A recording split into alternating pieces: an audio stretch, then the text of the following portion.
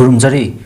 image TV मिडेंग ताबिरिबसिंगबु मेनेनो माइथेमना तरामना ओक्सरी मसिनु तिलिपाव पिजरी कुकी सिंगना कक्सिंग डिस्ट्रिक्ट की सुगुनु सेरो अमदी नापत्ता अटैक तौरक्तुना युम कया मई थाखिबा अमदी मियोय तरेट हाटपगी मथक्ता मियोय कयाबुना असोक अपन नंगहनखिबगी थौदोक अदुना चाही अमा मपुंग फारकपगी थौरम ngasi सुगुनु कैथेलदा मियामना सुगुनु अमंबा नुमित हाइना पालन तौख्रे सुगुनु फंबईना सिंदुना पांगथोकपा थौरम अदुदा सुगुनुगी हिदांग की KH बिरमनी हियांगलम GP एक्स प्रधान E राजेन सुगुनु म्युनिसिपल काउंसिल की केयरटेकर चेयरपर्सन M शरद वर्ल्ड मिटे काउंसिल मणिपुर की प्रेसिडेंट U कुंजो अमदी तकदाल की प्रेसिडेंट Y वैग्यपतिना थौरम मपु सिंह ओइना सरुक याखी लोइनना लान अदुदा लेखिद्रबा मियोय सिंगी इमुंग मनुंग लान द सोखिबा मियोय सिंग अमदी सुगुनु मियामना सरुक याखिबा थौरम अदुगी मनुंग सन्ना सरुक याखिबा सिंगना सुगुनुगी लान अमदी मणिपुर द थौलिबा लान द लेखिद्रबा अथौब सिंगी मफमदा लेकटपगी मथक्ता नुमित मिनिट अनि तुमिन्ना लेप्तुना इकाई खुमनबा उतखी थौरम अदुदा सरुक याखिबा मियामदा लान अदुदा कुकी सिंगना युम मई थाबा अमदी नोंमई कापदा हकथेंगना उहौबा लान द सोखिबा मियोय अमदी लेखिद्रबा मियोय सिंगी इमुंग मनुंगना वांगांखी अमरोमदा थौरम अदु पांगथोकपगी मतांगदा सुगुनु फंबईगी निंगो लाक्पी आहेबम संथोय सनाना ममांग चाहीगी मे अहुमदगी लानगी मनुंग सन्ना थोखिबा सुगुनु सेरौ नापत अमदी तांगजेंगदा कुकी सिंगना चथरखिबा लान असि माइतै सिंगी ओइना यामना मरु ओय लान अदुना सुगुनुगी मैतै सिंगना कुकी सिंगबु थाजब थमदुबा अमदी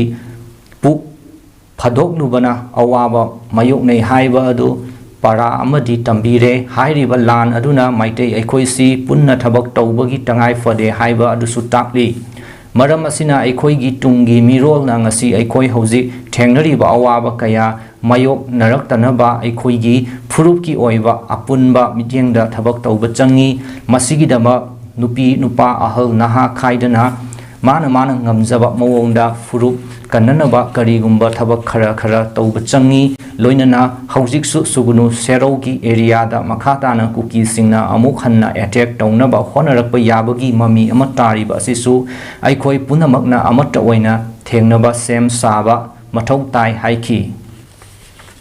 ताना सुगुंबा थबक असुगुंबा तौहैद्रबा थबक असि तौहनबा यारोय अखोइ मंगमखै ngaकनि अखोइ मयामगी पुंसि ngaकनि हाइबगी थौना लिंजेल असि अखोइ पुनमक मखाताना हानदगी हेना अखोइ लेखिसि अदुगा असुगुंबा थबक असि अखोइ इचाइ नाव पुंसि गया पिखमनखिबा असुगुंबा से थोकनबगी दमकता ngamjaba makai ekhoina nupi singna ngambana nupi singna ipaipalna ngambana ipaipalna tuna maitei khuding degi angamba ekhoina huji tawriba sigumna makhata na tawraga manipur se amuktanga ekhoi hana gumna tangdu leita ba do sunu sibusu hana gumna tangdu leita ba punsi ma hanjatana na gi khona bada ekhoi punamak awaba jokhaba na gi gumsi haija busiloi नोंमै कापम Lakshmi चाही कुंथ्रा मंगा मपुरोइबा नोंमै कापम समानंदा मयांग इम्फाल कोनसाक ममांग लेकाइदा लेबा नुपक नुपी असि महाका farm थंगनबदा सनलोइबा मोंगबिजम कमल अपोकपा मोंगबिजम रामोन तमथिना फु चैखिबा थौदोक असि मरी लैनबा सिंगना येंगसिनबिउ हाइना नोंमै कापम लक्ष्मीना फोंदोखरे ngasi manipur press club ki thangjing hall da pangthokiba pawgi mifam amada wafam asi phongdokladuna lakshmi na hai mongbijam kamal hairiba mioi asi lekai asida leiminaba mioi amani mahak san loiduna numit khudingi manak nakwa farm singda sajik phan ba chatli mahakna sajik phan ba lakpada lakshmi gi farm manung da su lakpa adu imung manungi mioi sing farm da leiraba matamda farm asida sajik fanaba kayarak haijarabsu madugi ona tainabada mi leitaba matamda farm da changduna sajik faliba karigino hairuba matamda haukiba april 13 gi numidang wairam pung 3 makhai khara helakpa matamda yumda nupana ha leitaba matam yengduna sanglaklaga nupi amabu masak paiduna fuba chaiba tawrakhi hairi nupi singbu hanthaba mityengda yengduna nupi angangda khut thariba mioi asi athuba matamda mari lainaba mioi singna yengsinbiu amadi pifam thokpa chairak pibiu hainasu phongdokhi खरा लाकपदगी अदै doctor दुना हारे आई BP जे याम लो ओइदगी दो खोपसिजु अमता ngamdam नाइ करिमता चाबा यादरे नाकुजुजु हौगतलगा फंबजु ngamdre अदगी लेंब खोटप करिमता ngamdre side ई असि संगमे side गा जे लेंब ngamdre x ray नुंगेल Moin हाय China खोनि कैसु थोइदोप तौरोय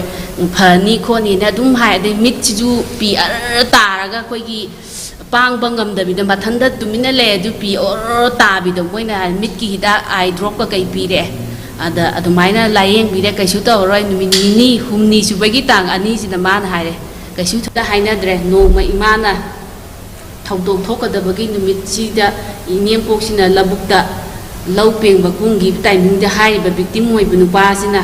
आई खोगी लबुक्तुदा को चलगा लेहौवे हाय इमासना तम्मे नुंदावरम इमाना कारे आई नुपाजु थबक चथोबगी आई चाकसे हो थोंगेना इंजांगजे लैरुरगा चाकसे इंजांग नापि सेमे इमाना तम्मे सुमाइ तौदना हाइबा अंगांग कमन कौई मोंजमनी माजे माना ngasi jiri ima maira paipi apunba loop jimpal gi holda jiri development organization JDO gi kuntaruk suba foundation day gi thauram pangthokhre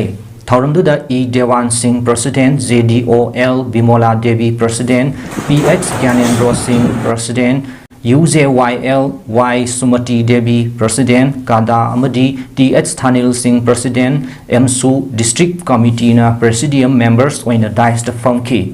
thauramgi ahobada manipur da thokliba irang sida laikhidraba amadi JDO gi thopuramba singi mafamda ikai khumnaba utpa oina minute ama tumina leftuna awa phongdokhi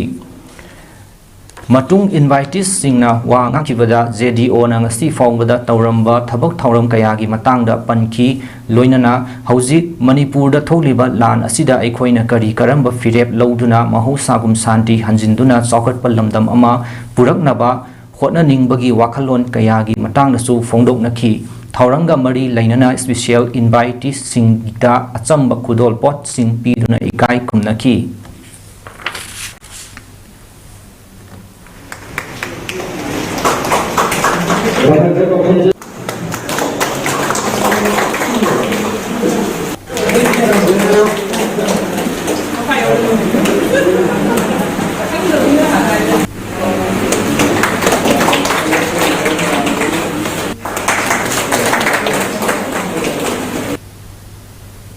tang sida ngasinung tilipaw pizaba loijare midiang tabi ribasingbu amukana khurumjare